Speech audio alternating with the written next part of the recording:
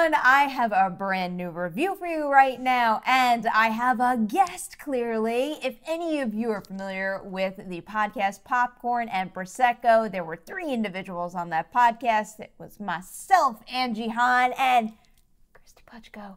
Kristy, I'm so happy you're here. So happy you're in LA, and I'm so happy you are on this set right now, and especially to talk about the movie Glass. This is your non-spoiler review for the movie Glass, so we're not going to spoil anything because there's a lot to spoil in this movie, but yeah, we're going to keep it spoiler-free, and we're going to try to dive into it.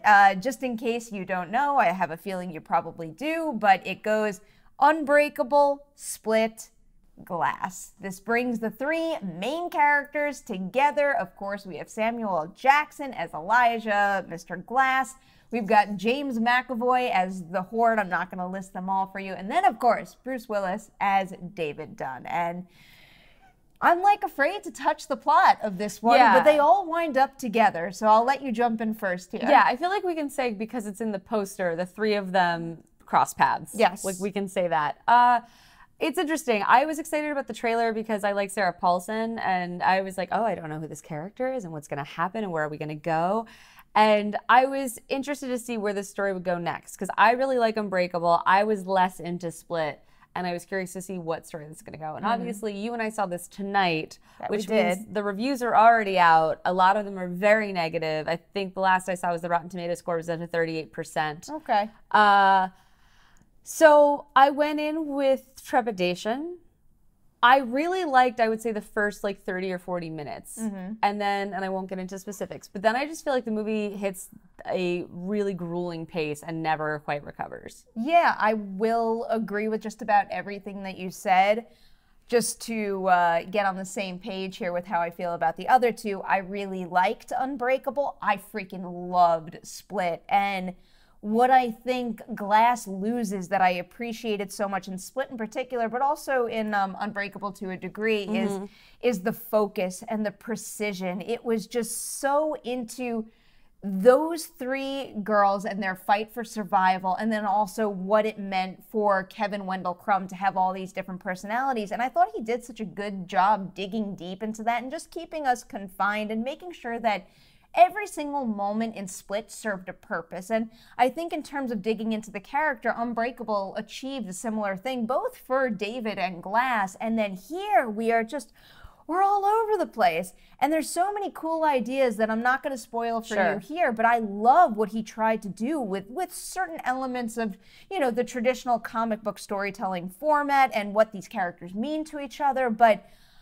I did not know which way to look at any given moment. I didn't know who I was rooting for or why. And I know we're dealing with heroes and villains, so I'm not talking about sitting here and applauding a certain character's behavior, but I needed more of a connection to a specific person at any given moment, and I never really quite had that. Yeah, I was really astonished at how little time we get to spend with the characters I think that we are most excited about in this franchise. Like, you spend all this time setting up these other 2 movies, and then in this one, I don't understand the choices that are made and how we spend time with them.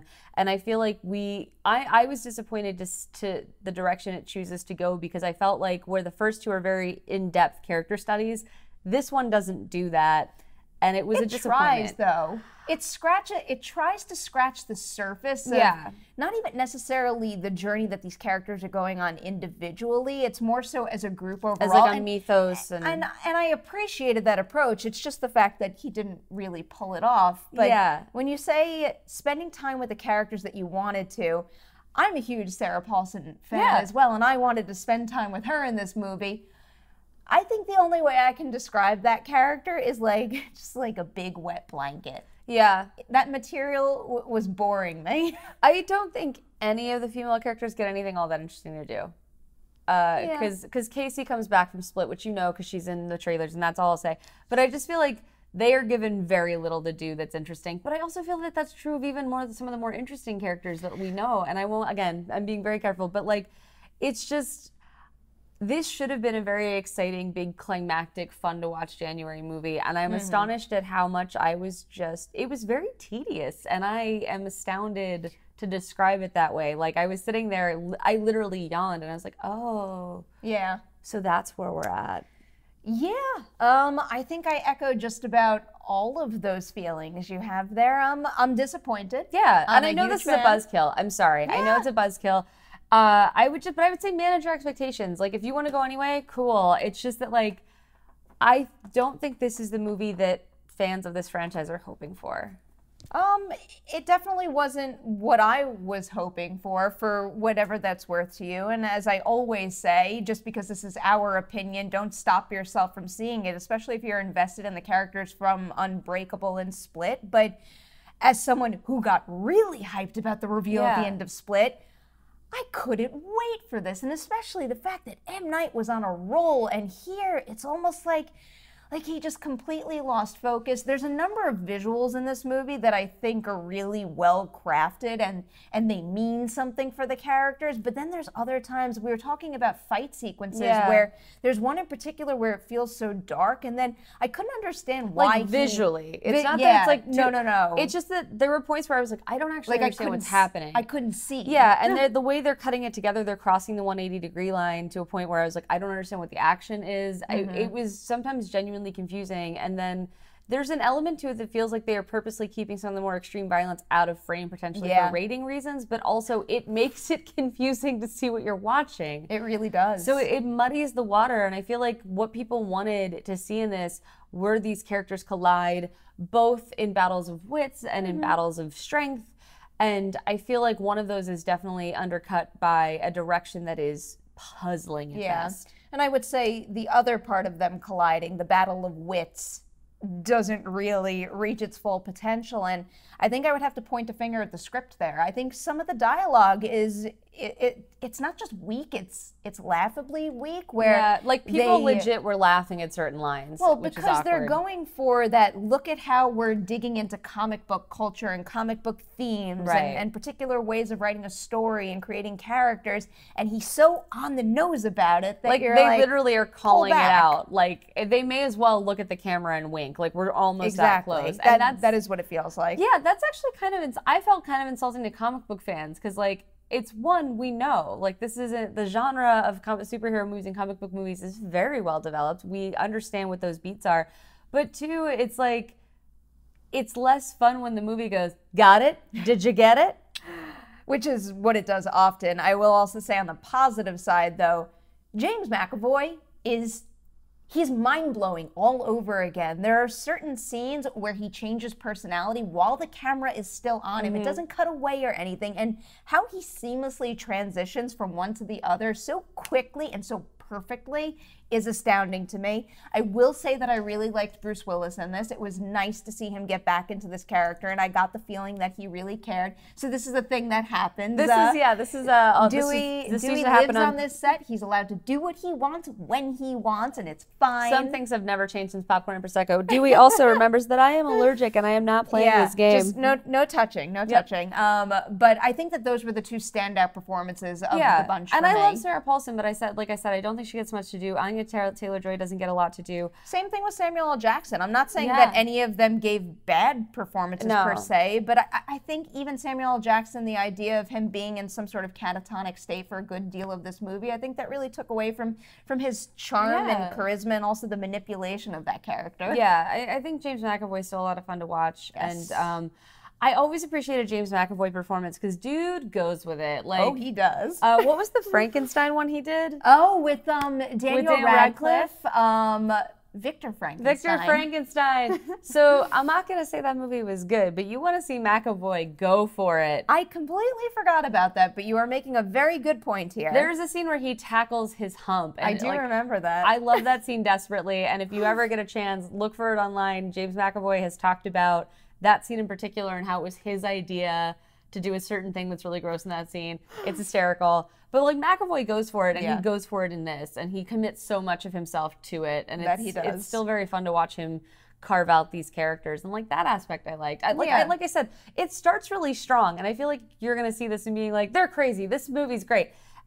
then things slow down, and I was astounded why they slowed down. It's one of those things where I think the performances could have been there across the board, and I think the ideas were there. The good intentions and just the meaning behind what he was trying to do, I saw it in the end. It's just the fact that the execution to get there doesn't work, and the way I described it with you on the ride home is it's almost like, and I won't even say that all the scenes had great meaning to it, which I think was one of the biggest problems of the movie, but there was no, we use the term connective tissue. Yeah. We joke about that. I use connective tissue, and like we do it on Collider all the time, and it makes everyone laugh. But that was the thing that was missing here. It was connective tissue to get you from one scene to the next, and especially with a movie that is jumping from character to character so often, it didn't have that flow to it. And that there wasn't a sense of pacing and the tone big time. Right. There wasn't a sense of momentum, and at one point they say how many days have passed or something, and it was news to me. There's like no sense of progression. So I was like, wait, so how long have we been here? What's going on? And if that were the point, if we were supposed to be kept off center and not understanding, I think that would be one thing. But I think it's just that the pacing doesn't exist. I feel like M. Night got kind of carried away. I think this movie feels indulgent. I think that we have seen, he is a director who can swing really big and do amazing things and swing really big and miss really hard. And I feel like he needs an editor, and I don't just mean a film editor, but I think an idea editor. And it feels like this may have been a moment where he got really indulgent and someone should have reined him back and be like, cool, cool, cool. I see what you're doing. Lots of this doesn't make sense. I see what you're doing. This and this are working really well, and you should keep the focus on that, and then just push some of that aside. Yeah, because we were trying to figure out some things on the way home, and I was like, this didn't make sense to me, and this didn't make sense to me. For all I know, when we rewatch it, the answers are in there. But on a first viewing, it was puzzling. I had many, many, many questions, and questions that I think really took away from the end value of what he was going for. And not like the fun questions where you're like, oh, if I go back, am I going to find this? But just going like basic understanding of like, well, things that flat out just didn't make sense. Yeah. Like certain characters can't get away with certain things if this thing doesn't make sense. Yeah, exactly. And that's not a fun thing to have on your mind. Yeah, there's like a lot of leaps in logic in the movie that I was like, wait, what? But so what we do here, this is going to come as a big shock to you. We rate movies on a scale of Deweys. So it's out of 5 Deweys. Okay. I am going to give Glass just 2 out of 5 Deweys. I'm disappointed. I was really looking forward to seeing these characters merge, and while I do really appreciate certain things that I think the movie was going for, the fact that it doesn't really achieve it and it doesn't really earn it, that's a major problem for me. So 2 out of 5 Deweys. Yeah, I was gonna go 2.5 if we were doing stars, but Deweys is alarming. I don't want to cut a Dewey in half, so I'll go. You don't have to do that. I'll go. I have Deweys. But no, like it's like 2.5 for me, and I can't say which movie yet, which is frustrating. But there's a movie coming out this month that is way more bonkers than this. So for me, it was way more fun. I'll tell you after. Okay, I'm curious. You guys know how embargoes work, but stay tuned. No, there's a movie coming up that it's like we've both seen Escape Room, and I love Escape Room. There's a movie coming up a little later this month that for me is, if you want to go see something really nuts in theaters, that's a better option. I'm dying to know what this is now. Yeah. I wanted to like this. I wanted to have fun with it. I wanted to go into M. Night's unique take on the superhero genre. But I just feel like this is ponderous, so it's not fun.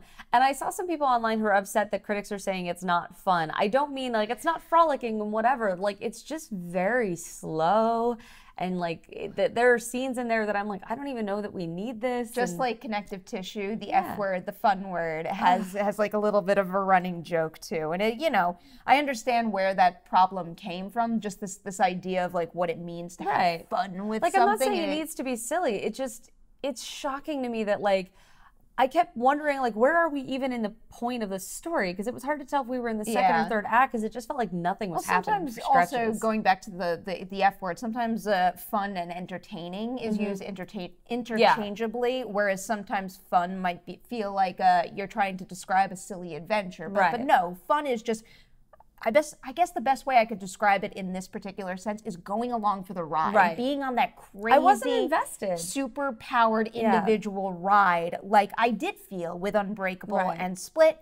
Here, I didn't feel nearly as engaged. Again, I had no clue who I was rooting for at any given moment, but that is where we landed. So that's it. Yeah, that's Glass. I'm sorry to bring you on for a little bit of a bummer of a review. I'm sorry for shattering your expectations. Oh, well, you know what? It is. I will continue to say this as many times as necessary. It is your personal opinion. Yeah. You own it. You're entitled to it, just like everybody out there is entitled to their opinion when they go see this movie for themselves. Kristy, thank you for doing this for me. Can you tell everyone where to find all your wonderful work on the internet? Oh, I freelance, but I write every day at pajiba.com. You can check us out there. I'm on Twitter at Kristy Puchko. That's KristyPuchko. And you can find career highlights at decadentcriminals.com because I'm about. Highly recommend checking all of it out. Guys, thank you so much for watching this review. Do not forget to like and share it. And you know what? I'll see you soon for more reviews and hopefully a review of whatever Kristy is teasing.